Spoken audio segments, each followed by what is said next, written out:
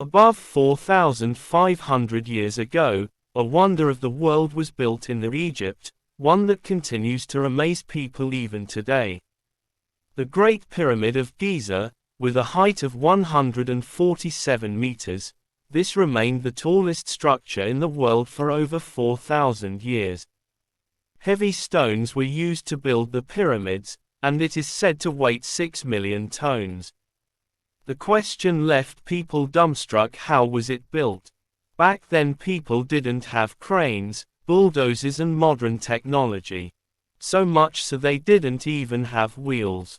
Even so they built a monument that still stands. Can you imagine a structure standing for over 4,500 years, through the hot summers, storms, torrential rains and weathering? Composed of an estimated 2.3 million stone blocks, some weighing several tons each. Originally, the pyramids were covered in polished limestone casing stones, which gave them a smooth, gleaming appearance. The purpose of the pyramids was to serve as tombs for the pharaohs, who believed in an afterlife and wanted to ensure their eternal preservation. Inside the pyramids, pharaohs were buried with various treasures and items they might need in the afterlife, including furniture, jewelry, and even food. The construction of these massive structures involved a tremendous amount of organization, planning, and skilled labor.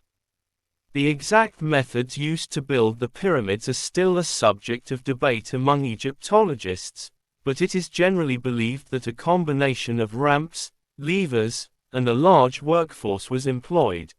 The pyramids of Egypt continue to be iconic symbols of ancient Egyptian civilization and attract millions of visitors each year. They are recognized as UNESCO World Heritage Sites and are considered one of the 7 wonders of the ancient world.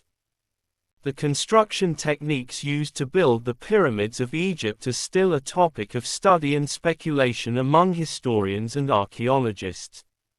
While there is no definitive answer, several theories have been proposed based on archaeological evidence, ancient texts, and experimental reconstructions. Here are some commonly accepted theories. Quarrying and shaping stones. The pyramids were built using large blocks of limestone and granite. These stones were quarried from nearby sources and shaped using copper or stone tools. The precise methods for quarrying and shaping the stones are not fully understood, but it is believed that a combination of pounding, chiseling, and grinding was employed. Transportation of blocks.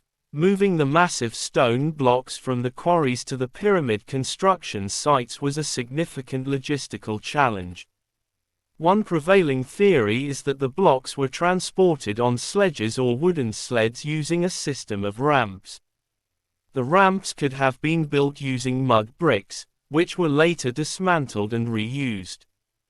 Construction techniques.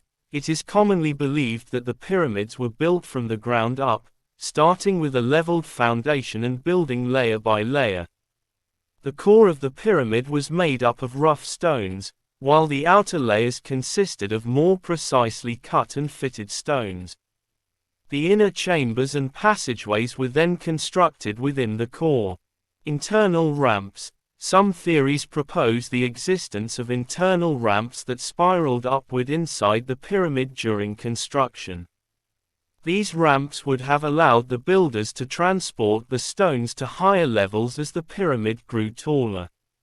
Evidence for internal ramps includes the presence of internal corridors and structures within the pyramids. Workforce and organization. The construction of the pyramids required a massive workforce. Ancient Egyptian records suggest that the labor force consisted of skilled craftsmen, artisans, and a large number of unskilled workers who were recruited and organized by the state.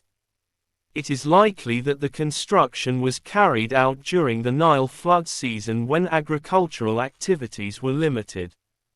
It is important to note that the construction methods likely evolved over time, and different pyramids may have been built using slightly different techniques.